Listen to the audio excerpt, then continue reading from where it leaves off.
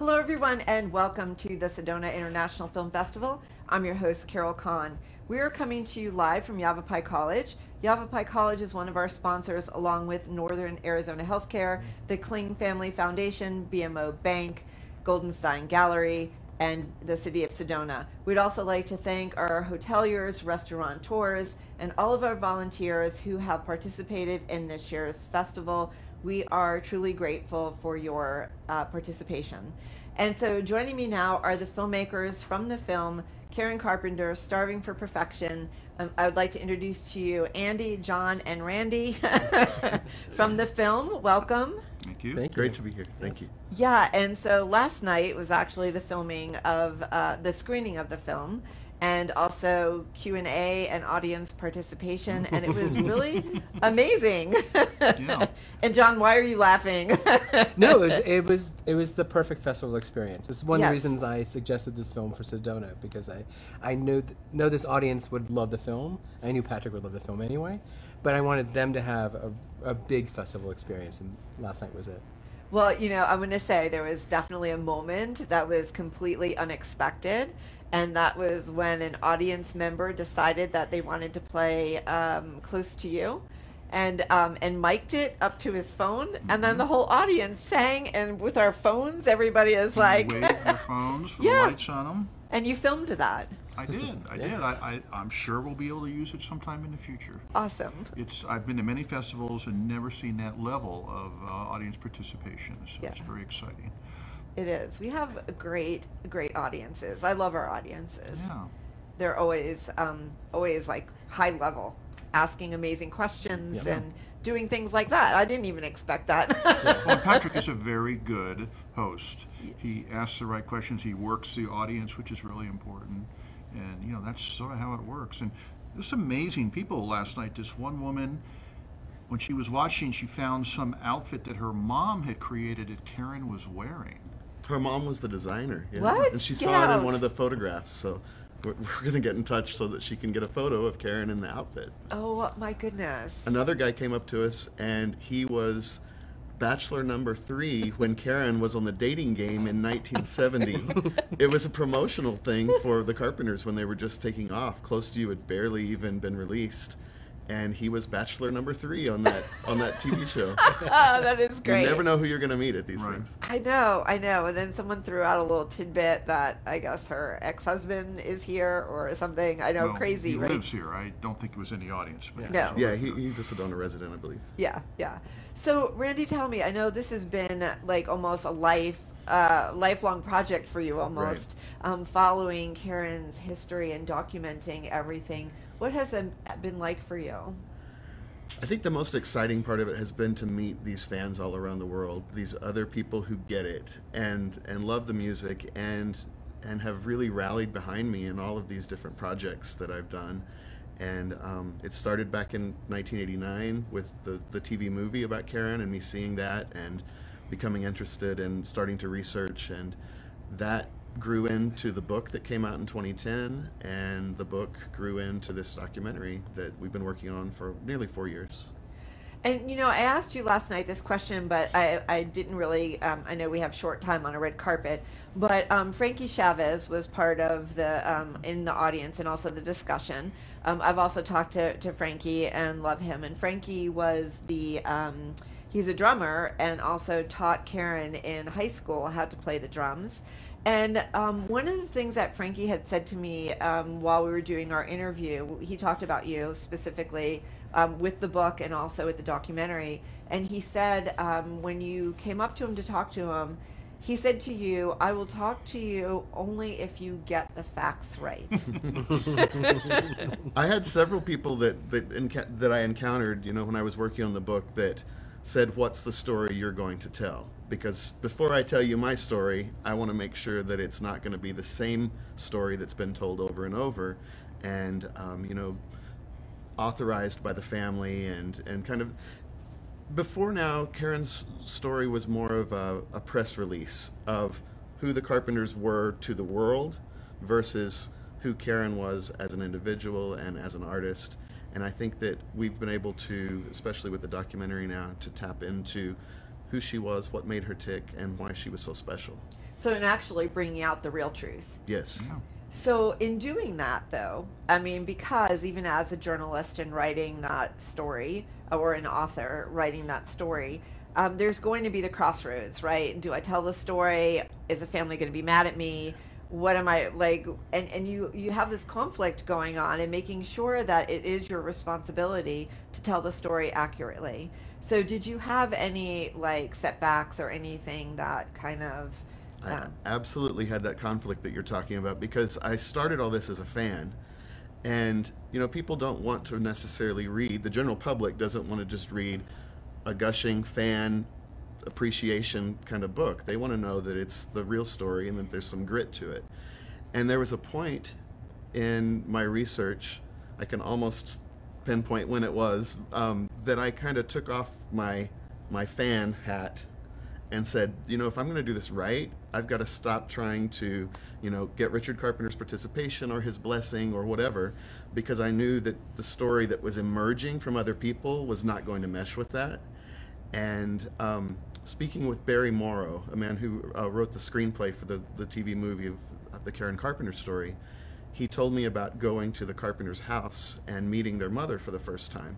And he walked up to the porch, rang the doorbell.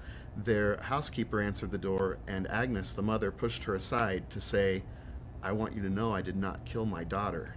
And that was the introduction that he got to her for this entire research that he was doing.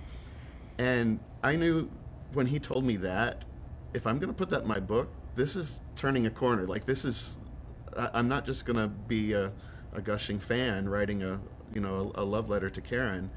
It's going to have to get deep. And that was kind of the point that I was like, okay, we're going to do this.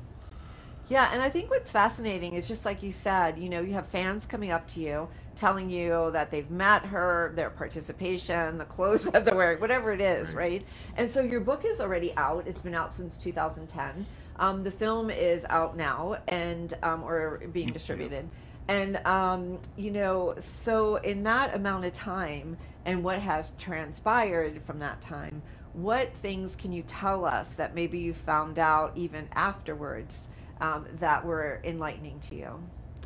I think the level of understanding from a lot of people now versus even 13, 14, 15 years ago when I was putting the book together, I think that people reading my book gave a bit of intuition, and people have been able to expand upon their understanding of Karen's story because of that. And having conversations with Cynthia Gibb, who was the actress who portrayed her in that TV movie, and getting to understand that she delved into a lot of the problems that Karen had and saw the family firsthand. And it's like all the people who worked on that particular movie had this understanding of the real story, but they couldn't quite deliver it in the way that, because they had the parents right there in the next room. And so that was definitely interesting. And just to see the level of appreciation for Karen in the entertainment world, other musicians, and we have them in our documentary with Belinda Carlisle. Who would have ever known Belinda Carlisle from the Go-Go's used to sing Close to You in her hairbrush. And so those kinds of things have been nice little bits of icing on the cake, since the book came out, and getting to meet those people and to find out what made them love Karen so much back then, and how they make that a part of their music today. Mm-hmm. And Andy, your participation, how did you get involved with all of this? Well, I am a little younger than Randy, and older, older than Randy and John. So I actually lived during that age. The Carpenters I loved them when I was in high school, and my friends were hard rockers and did not probably participate in the love for the Carpenters. And so I really have that, I have that story. I've always appreciated what they've done to counter what the other music was of my generation. So I had followed the Carpenters as much as I could. I read Randy's book, didn't realize he lived in the same area I did until several years later. And then I contacted him, and my company makes documentaries, sometimes for networks and sometimes just independently. And I said, as I've done before, well, Randy, we should tell this story. And I think what we were able to do is get all these pieces of information that are out there, which it could be an interview, it could be some old film, it could be some pictures, could be some other information that, and then put all those together in a true story. So someone in 90 minutes, 100 minutes then, can really understand Karen and who she was. And because we found so much audio of Karen that really hadn't ever been heard before, she's really telling her own story in many ways. And it's not just us coming up with what version we think the story is. It's really Karen and her friends telling the story. I think Olivia Newton-John, who I think a lot of people didn't even realize was probably that close to Karen, they were very close.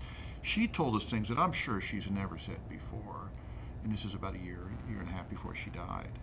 Yeah, I just got goosebumps. But I think that was really amazing to watch the film and to realize like how many people were really close and were able to tell that story. Yeah. And really, you know, it's interesting looking at Karen Carpenter in the films, and you know, it looked like she was really searching or wanting something, wanting someone to love or to feel that. And so there was definitely a sadness, you know, and I definitely felt that in watching the film. Yeah, and I think connecting all those dots together, why was she sad? And then we had people, her friends, but then also people that were a younger generation. And then Cherry Boone O'Neill, who, again, people probably don't know that well of a younger generation. You know, she lived through that herself and was part of a family group, so to speak, and she was so open and so honest, and she talked to Karen on the phone. She's probably one of the few people that understood Karen's health issues at that time. And then she wrote a book, and she wrote a book actually before that. So she was extremely open and honest with, and again, probably had never told that story before. Mm-hmm. Well, and Karen had not really reached out to anyone else either. Karen didn't admit that she had this problem. She would blame it on other things and, you know, overwork and things like that. But Cherry was one of the first people that she called, and she felt, you know, the trust there that she could tell her that, yes, I have anorexia and I want to get help. Right, so Randy, so you did a book, that's part 1. You did the film, part 2. Is there a part 3? Feature movie. Hopefully a feature movie. The book has actually been optioned for quite a while and has, you know, taken off, and then it'll kind of go dormant for a little while, as those things do, but maybe at some point, hopefully. Yeah. Yes. All right, and then John, your role is distribution, is to make sure that everybody gets get it out to there see in it. the world. Yeah. Yep. All right. I'm counting on you for that. So are we. Yeah. That's right. We all are. Making it happen. Because why make a documentary unless people are going to see it? That's right. Well, speaking of seeing it, we have a clip. So let's take a look at the clip.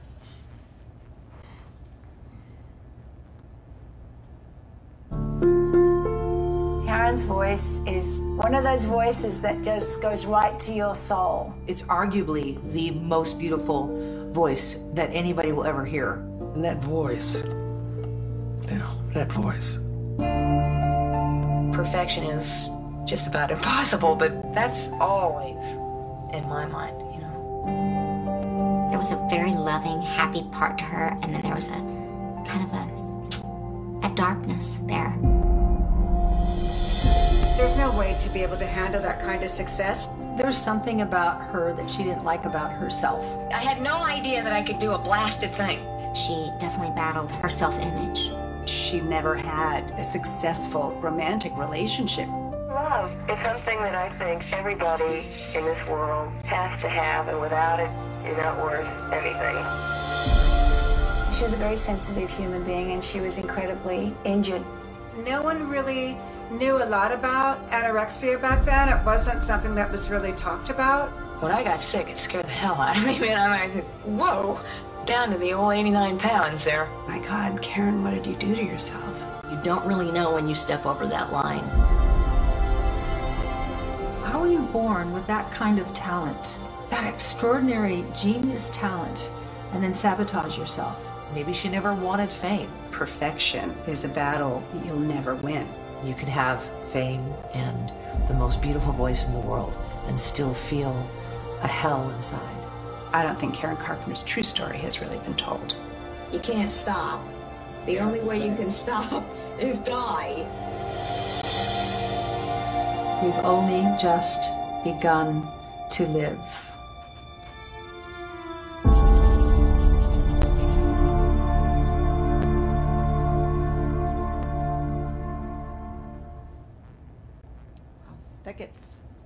That gets you right in your heart every time.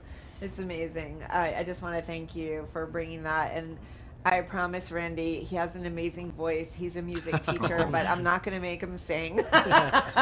Clearly. And Andy cringes every time I say that. I'm like, please don't. But you have a great voice, so I'm going to say that. So thank you all for being with us. Carol. I really appreciate it. And thank you for finding Frankie, too. That was a absolutely. highlight. Absolutely. Yeah, so we want to say hi to Frankie Chavez, and thank you for teaching Karen to play the drums. So, and to find out, is the film going to be shown again? I know last night. The website is KarenCarpenterDoc.com. So it'll have all the upcoming festivals, and as we roll it out into theaters or whatever. There's also an Instagram site, Karen Carpenter Doc, people can go to, which is updated almost daily. Okay, awesome. And speaking of that, in Instagram and social media, make sure that you hashtag. Yes. It's hashtag SIFF23 Absolutely. and hashtag Sedona Film Fest 23. And watch us live on Facebook, as we are constantly on there and updating it as well. And we'll be back with more from the Sedona International Film Festival after this.